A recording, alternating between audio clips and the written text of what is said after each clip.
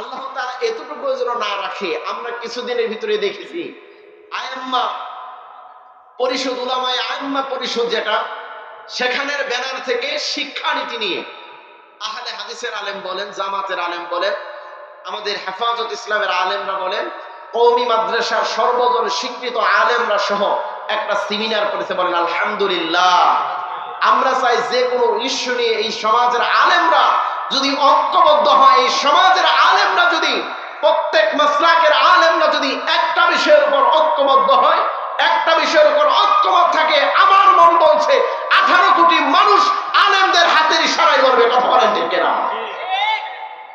শিক্ষানীতি নিয়ে সবাই কথা বলতেছে। এই জমিনের শিক্ষানীতিটা এমন হয়েছে যে আপনার যা মন চায় আপনি তাই করতে পারেন, কোনো সমস্যা। আপনি ছেলে, আপনি মেয়েদের পোশাক পরে রাস্তায় চলতে পারেন, কোনো সমস্যা নাই। আবার আপনি মেয়ে, মন চাইলে ছেলেদের পোশাক পরে আপনি এটা রাস্তায় চলতে পারবেন, কোনো সমস্যা। এটা হলো আমাদের বর্তমান শিক্ষা ব্যবস্থা। আমি গভীর ভাবনা করে চিন্তা করে দেখলাম, উলামায়ে কেরামের পরামর্শ বক্তৃতা শুনে যা বুঝলাম, নিজের অ্যানালাইসিস থেকে যা বুঝলাম, সেটা হলো যে এই জমিনের ভিতরে যদি কোনো জাতিকে যদি নষ্ট করতে হয়, যদি কোনো জাতিকে পথভ্রষ্ট করতে হয়, যদি কোনো জাতিকে দমিয়ে রাখতে হয়, যদি কোনো জাতিকে ধ্বংস করে দিতে হয়, তারা যেন সমাজের কোনো উচ্চ শিখরে যেন পৌঁছাতে না পারে, এটা যদি বন্ধ করতে হয়, ইহুদি খ্রিস্টান নাছাদের চক্রান্ত হলো শিক্ষা ব্যবস্থাকে ধ্বংস করে দিতে হবে। এই জমিনের শিক্ষা ব্যবস্থা ধ্বংস করে দাও, তাহলে তাদের উপর বড়ই রেখে, তাদের মাথায় বড়ই রেখে, আপনারা লবণ রেখে আপনারা বড়ই খেতে পারবেন। এই চিন্তা যখন থেকে শুরু করলো, আজ থেকে আরো 20 বছর আগে, এই চিন্তা আজকের চিন্তা নয়, আজ থেকে 20-30 বছর 50 বছর আগে তারা পরিকল্পনা নিয়ে মাঠে নেমেছে যেন এই সমাজের মুসলিম জাতির সমস্ত সন্তানকে পথভ্রষ্ট এবং নষ্ট করার জন্য যা প্রয়োজন তার মধ্যে 1 নম্বর হলো শিক্ষা ব্যবস্থাকে ধ্বংস করে দেওয়া। আজকের সমাজের আমাদের এমপিরা, আমাদের মন্ত্রীরা, তারাই শুরু করেছে এই জমিনের শিক্ষা ব্যবস্থাকে ধ্বংস করে দেওয়ার জন্য। তার কারণ হলো শরীফ থেকে শরীফা, শাকিল থেকে শাকিলা, এটা বাচ্চারা কি শিখবে?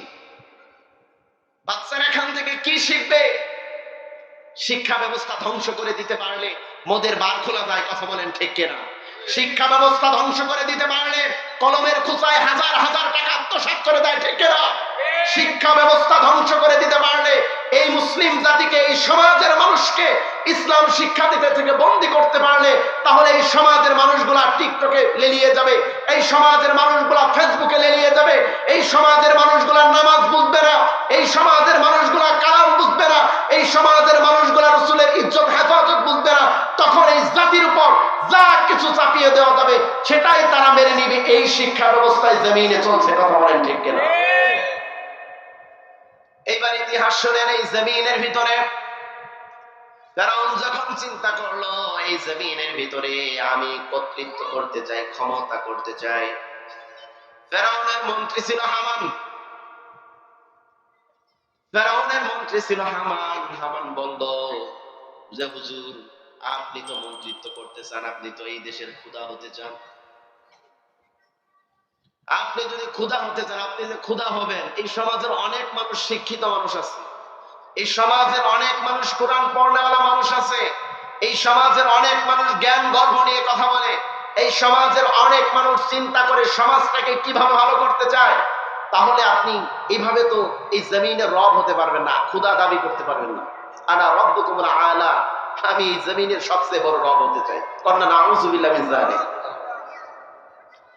এইবার ফেরাউন তার মনের কথাটা বলল, হামান, আমার এই জমিনে বড় শখ, আমি এই জমিনের খোদা হব, কিভাবে হবো, আমার একটু বুদ্ধি দাও।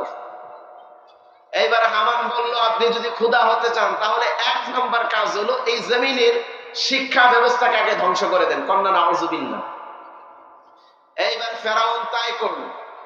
4টা কাজের ভিতরে একটা কাজ হলো ফেরাউন সেই জামানার শিক্ষা ব্যবস্থাকে ধ্বংস করে দিল। শিক্ষা ব্যবস্থা ধ্বংস করে দেওয়ার পর ওই মানুষের উপর যা কিছু চাপিয়ে দিয়েছে, বনি ইসরাইলের লোকেরা বাদে, কিছু লোক বাদে, ওই জমিনের সব মানুষগুলো তাকে রব বলে মেনে নিয়েছে। তাহলে এই জমিনের ভিতরে এটাই চলতেছে, এই জমিনে কেউ যেন সংগ্রাম না করতে পারে, ইসলামী হুকুমত কায়েমের জন্য কেউ যেন কথা না বলতে পারে।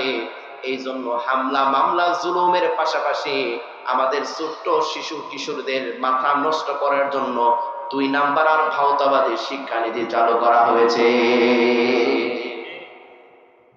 আমার একটা আশ্চর্যের বিষয় যে এই জমিনে যারা শিক্ষানীতি দ্বারা চালু করল, এমপি মন্ত্রীর ছেলেরা তারা কি লেখাপড়া করবে না?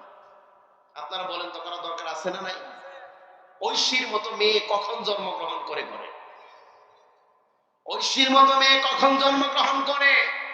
ঢাকা জাহাঙ্গীরনগর বিশ্ববিদ্যালয়ে 100টা মেয়ের ধর্ষণের সেঞ্চুরি করে যারা কলেজে মিষ্টি বিলায়, এই সমস্ত শিক্ষানীতি দেওয়ার কারণে, এই সমস্ত শিক্ষানীতি প্রণয়ন করার কারণে ঐশীর মতো জন্মগ্রহণ করে, কালা হান্নানের মতো মানুষ জন্মগ্রহণ করে এই জমিনে। কথা বলেন ঠিক কিনা?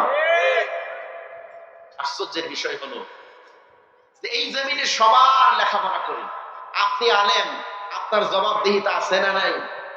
আপনি সাধারণ মানুষ, জবাবদিহিতা আছে না নাই? সবচেয়ে আশ্চর্যজনক বিষয় হলো এই জমিনে হাজারো অসংখ্য আলিয়া মাদ্রাসা রয়েছে। আমি তাদেরকে বলতে চাই, এক একজন সুপারিনটেন্ডেন্ট মাওলানা মুফতি ডিগ্রি নিয়ে জমিনে বসে আছো, আমি তাদেরকে বলতে চাই, তোমাদের কোন লোভে ধরলো যে আলিয়া মাদ্রাসার শিক্ষা ব্যবস্থাকে ধ্বংস করার জন্য উঠে পড়ে লেগেছো? একটা প্রতিবাদের শব্দ তোমাদের মুখ থেকে বের হবে না কেন? কওমের উলামায়ে কেরামগুলা জীবন দিয়ে, প্রাণ দিয়ে, জান দিয়ে তারা এই সমস্ত ভণ্ডনীতির শিক্ষা ব্যবস্থা তারা কথা বলতে যাচ্ছে। সরকারি অর্থ খাইতে মজা লাগে? এত সাত কে কিয়ামতের ময়দানে আসামির কাঠগড়ায় দাঁড়াতে হবে। আর আলিয়া মাদ্রাসার বইয়ের ইংরেজি বইয়ে তা ধিনা ভা পা ধিনা ভা, ওইখানে মেয়েদের অর্ধলগ্ন ছবি দিয়ে, মাথার চুলে হিজাব নাই, কিছু নাই, গান বাদ্যযন্ত্র শেখাচ্ছে। মাদ্রাসায় যদি গান বাদ্যযন্ত্র শেখানো হয়, তাহলে কোন মাদ্রাসায় ইসলামী শিক্ষা চালু থাকবে? আল্লাহর কাছে জবাবদিহি করতে হবে। আল্লাহর কসম, আল্লাহি, যারা গোলামি করো, গোলামি করতে করতে এমন গোলাম হয়েছো, তোমার আখিরাতকেও তুমি নষ্ট করছো, তোমার দুনিয়াকেও তুমি নষ্ট করছো। সময় আছে, এখনো প্রতিবাদ করো। আল্লাহর দরবারে নয়তো আসামির কাঠগড়ায় দাঁড়াতে হবে। যে কথা বলার জন্য এখানে আসছিলাম, শুনেন, এই সমস্ত এই জমিনের বাস্তব কথাগুলা আর সত্য কথাগুলা বলার জন্যই এই জমিনের ভিতরে সত্য কথাগুলা আর আল্লাহর কথাগুলা এই জমিনে যারাই আপনার বিচরণ করে বেরিয়েছে, যারা এই জমিনে সত্য কথাগুলা বলে বেরিয়েছে, বিশ্বনবীর উপরে যেমন আঘাত এসেছিল, বিশ্বনবীর সাহাবাদের উপরে আঘাত ছিল কি ছিল না? বিশ্বনবীকে পাথর মেরে রক্তাক্ত করলো। এই জমিনে আজকে তো আর পাথর মারা হয় না, এই জমিনে ডিজিটাল পাথর মারা হয়, বুলেট মেরে তাদের বুকটাকে ঝাঁঝরা করে দেওয়া হয়। এই জমিনের ভিতরে আর তো পাথর মারা হয় না, কিন্তু এই জমিনে কিলিং মেশিনের মাধ্যমে হাজারো আলেমদেরকে, যারা ইসলামের জন্য কাজ করে, কোরআনের জন্য যারা কাজ করে, তাদেরকে রক্ত ঝরিয়েছিল পাথর মেরে। আর এই জমিনে রক্ত ঝরানো হয় ফাঁসির দড়ি গড়ায় দিয়ে, এই জমিনের আলেমদেরকে রক্ত ঝরিয়েছে কি ঝরে না? আমি বাস্তব প্রেক্ষাপটের সঙ্গে মিলিয়ে দিচ্ছি। ইসলামের জন্য কখনোই সহজ পরিবেশ ছিল না, ইসলামের জন্য কখনোই ফুল বিছানো পথ ছিল না। আপনি ভাবতেছেন যে আপনি আল্লাহর দরবারে এমনি জান্নাতে যাবেন। আল্লাহ কোরআনের পাতায় পাতায় বলেছে, আমি তোমাদেরকে পরীক্ষা করব না, তোমরা ঈমানদার ছিলে কি ছিলে না?